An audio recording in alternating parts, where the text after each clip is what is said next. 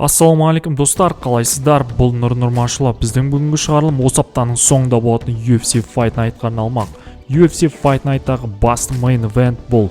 Ерлер арасында 57 кг салмақта өтетін бұрынғы 2 мәрте чемпион болған мексикалық Брэндон Морено мен ирактық жауынгер дәл қазір Британияның атынан шығып жүрген Амир Аль-Бази арасында өтетін керемет кездесу. Co-main event бұл әйелдер арасында 57 кг салмақта өтетін нөмір 3 орында тұрған Эрин Бланчфилд пен тағы бір американдық нөмір 5 орында тұрған бұрынғы 115 фунт чемпион болған Роуз Намаюнас арасында өтетін керемет кездесу достар.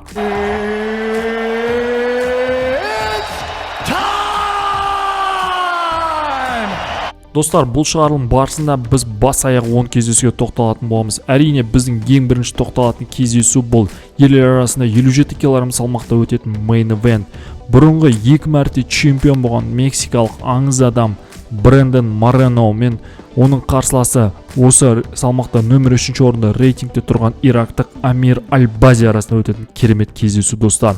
Сарапшылардың ойы бойынша бұл кездесуде фаворит ретінде Брэндон Морено анықталып отыр. Менің ойымша да бұл кездесуде Брэндон Морено оттан шыққан құс секілді, яғни Феникс секілді қайтадан өзінің бабына қайта оралып жеңістің жолына түсуі тиіс деп ойлаймын достар. We are back, baby. We are fucking back. We are back.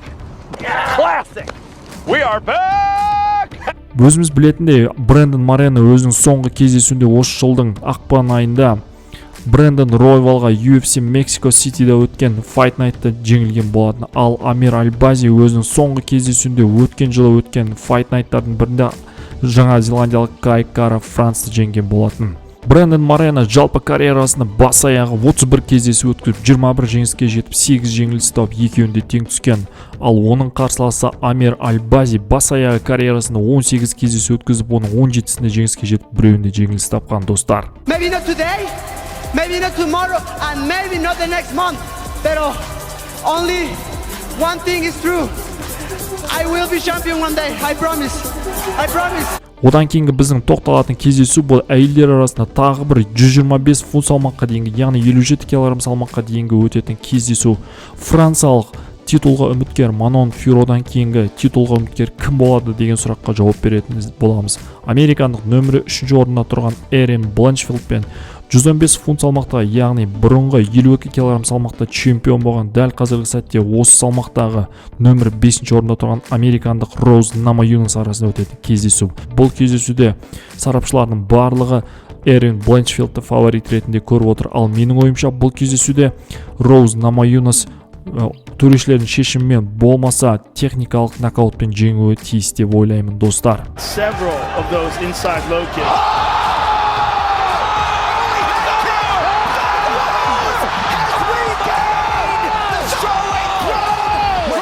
Эрин Бланчфилдтың соңғы кездесуіне тоқталатын болсақ, Эрин Бланчфилд осы жылы наурыз айында өткен UFC Atlantic City'дің басты main eventіне француздық Манон Фюроға төрешілердің шешімімен жеңілген болатын. Ал Роуз Намаюнас осы жылдың шілде айында өткен UFC Денверде өткен Fight Night'та мексикалық Трейси Кортесті төрешілердің шешімімен жеңгенін білеміз. Эрин Бланчфилд бас-аяғы карьерасында 14 кездесу өткізіп, оның 12-сінде жеңіске жетіп, екеуінде жеңіліс тапқан. Ал бұрынғы 115 фунт салмақта 2 мәрте чемпион болған Роуз Намаюнас бас-аяғы карьерасында 20 кездесу өткізіп, оның 14-інде жеңіске жетіп, 6-ында жеңіліске ұшыраған достар.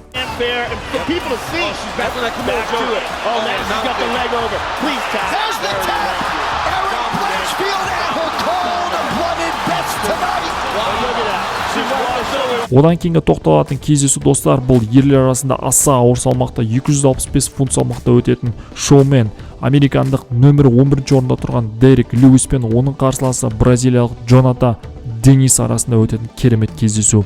Әрине, фаворит ретінде сарапшылардың барлығы Джонатан Денисті көріп отыр. Ал менің ойымша Дерек Льюис бұл өзінің жеңіліс жолын тоқтатып, жеңіс жолына қайта түсетін секілді. Яғни мен бұл кездесуде Дерек Льюисті фаворит ретінде көріп отырмын. Я с победителем Дереком Льюисом. Дерек, почему ты снял шорты? Моим яйцам жарко. Я понимаю. Дерек Льюистің рекордына тоқталатын болсақ, Дерек Льюис бас аяғы карьерасында 40 кездесу өткізіп 28-інде жеңіске жетіп 12-сінде жеңіліске ұшыраған, ал бразилиялық Джонатан Денис бас аяғы карьерасында 8 кездесу өткізіп оның 8-інің барлығында жеңіске жеткен жауынгер. Сондықтан да болу керек, сарапшылардың барлығы осы Джонатан Денисті фаворит ретінде көріп отыр. Нужно прижать свою черную задницу, подтянуть кардио. Нахрен то, что ты говоришь. Какие еще, титульные поединки? У меня выносливости для этого нет. Дерьмо. Одан кейінгі тоқталатын кездесу бұл ерлер арасында өтетін 84 кг салмаққа дейінгі, яғни 185 фунт салмаққа дейінгі өтетін кездесу. Ерлер арасындағы канадалық Марк Андре Баррио мен оның қарсыласы американдық Дастин Штольфус арасында өтетін керемет кездесу. Яғни Марк Андре Баррио да Дастин Штольфусты екеуі де тік тұрып соғысуды жөн көретін жауынгерлер. Яғни бұл дегеніміз бұл екі жауынгердің арасында кездесу қызыққа толы болмақ. Марк Андре Баррио бас аяғы карьерасында 23 кездесу өткізіп, оның 16-сында жеңіске жетіп, 7-інде жеңіліске ұшыраған. Ал Штольфус болса бас аяғы карьерасында 21 кездесу өткізіп, оның 15-інде жеңіске жетіп, 6-ында жеңіліске ұшыраған жауынгер.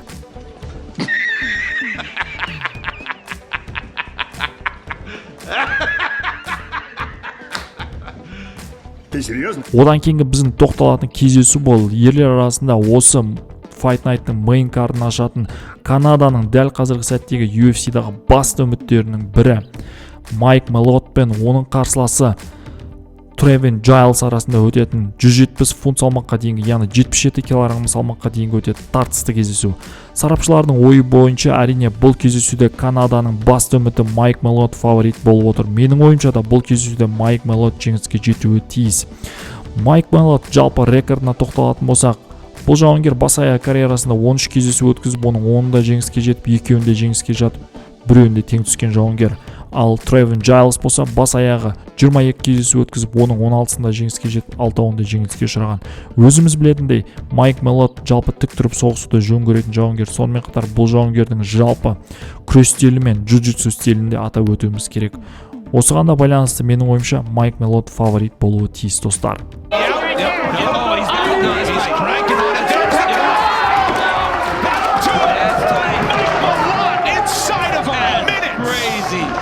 Одан кейінгі біздің тоқталатын кездесу бұл ерлер арасындағы прелимдардың ең соңғы кездесуі.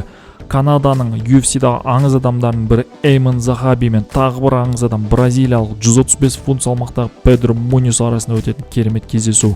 Бұл кездесуде әрине сарапшылардың көбісі Педро Муньос өзінің жеңіліс сериясын аяқтап, жеңіс жолына қайтадан түсу керек деп есептеп отыр. Яғни сарапшылардың көбісі Педро Муньосты фаворит ретінде көріп отыр.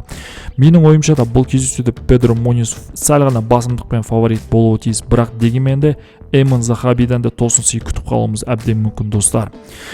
Эймон Захабидің рекордына тоқталатын болсақ, Эймон Захаби бас аяғы карьерасында бұл жауынгер 13 кездесу өткізіп, оның 11-інде жеңіске жетіп, 2-інде жеңіліске ұшыраған. Ал Педро Муньос 29 кездесу өткізіп, 20-сында жеңіске жетіп, 9-ында жеңіліске ұшыраған жауынгер. Одан кейінгі біздің тоқталатын кездесу әйелдер арасындағы 125 фунт салмаққа дейінгі топ 15-ке кіретін екі қос жауынгер қыздың арасында болмақ. Нөмірі 13-ші орында тұрған Ариана да Сильва мен нөмірі 14-ші орында тұрған Канаданың тағы бір жауынгер қызы Джазмин Висюс арасында өтетін керемет кездесу. Бұл кездесуде сарапшылардың ойы теңдей бөлініп отыр, яғни 50-50. Бірақ менің ойымша да бұл кездесуде Джазмин Висюс фаворит болуы тиіс. Өйткені біріншіден бұл кездесу Канаданың жерінде, яғни осы қыздың өнер көрсететін елінің атында болып отыр. Екіншіден Джазмин Висюстің джиу-джитсуы, ground and pound, сонымен қатар бокс стиліндегі төбелесін көріңіздер. Соған қарап, сіздер де осы Джазмин Висюсты фаворит ретінде көріп қалуларыңыз әбден мүмкін, достар. Одан кейінгі тоқталатын кездесу бұл ерлер арасында 135 фунт салмаққа дейінгі өтетін кездесу. Канаданың тағы бір үміті осы UFC-дағы Чарльз Джордейн мен оның қарсыласы американдық Виктор Хенри арасында өтетін кездесу. Бұл кездесуде сарапшылардың ойы 50-50 болып отыр тағы да. Бірақ менің ойымша бұл кездесуде канадалық Чарльз Джордейн фаворит болуы тиіс. Өйткені Чарльз Джордейннің джиу-джитсу мен бокс стилі өте керемет дамыған жауынгерлердің бірі.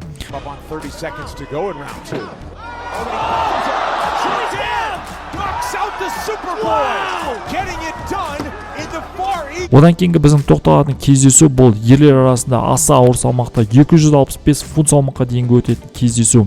Номер 13 орында тұрған Молдова елінің өкілі Александр Романов пен номер 15 орында тұрған бразилиялық Родриго Насименто арасында өтетін кездесу. Бұл кездесуде сарапшылардың көбісі дерлік бразилиялық Родриго Насиментоды фаворит ретінде көріп отыр. Өйткені бұл жауынгердің джиу-джитсуы сонымен күрес стилі жақсы дамыған. Бірақ мен бұл кездесуде сарапшылардың пікіріне қарсы шыға отырып, молдовалық Александр Романовты фаворит көріп отырмын. Өйткені Александр Романовтың жалпы нокауттық күші бар, тік тұрып соғысу стилі өте керемет, бокс стилі өте керемет дамыған. Сондықтан да аса ауыр салмақтағы жауынгерлердің біз нокаут болмаса техникалық нокаут күтетініміз анық. This could be the beginning of the end here. Oh, big shots to it with style points. Alexander Romanov 15 Одан кейінгі біздің тоқталатын кездесу бұл ерлер арасында 145 фунт салмаққа дейінгі, яғни 66 кг салмаққа дейінгі өтетін кездесу. Уэльс елінің өкілі Джейк Шор мен Марокко елінің атынан өнер көрсететін Юсеф Залал арасында өтетін керемет кездесу. Бұл кездесуде сарапшылардың көбісі дерлік марокколық Юсеф Залалды фаворит ретінде көріп отыр. Менің ойымша да бұл кездесуде Юсеф Залал заңды түрде фаворит болу керек. Өйткені бұл жауынгердің джиу-джитсу мен бокс стилі өте керемет дамыған достар. But it's not necessarily a fight ender, but the corner Yusuf Zalal hops on the backpack and earns his second submission win in 2024. Достар, жалпы аталған кездесулер бойынша ойларыңыз қандай? Міндетті түрде комментарийға жаза кетіңіздер, және де бастысы каналға жазылып, лайк басып, комментарий қалдыруды ұмытпаңыздар. Келесі жолыққанша достар, UFC Эдмонтон, яғни Канадада өтетін Fight Night'ты жіберіп алмаңыздар.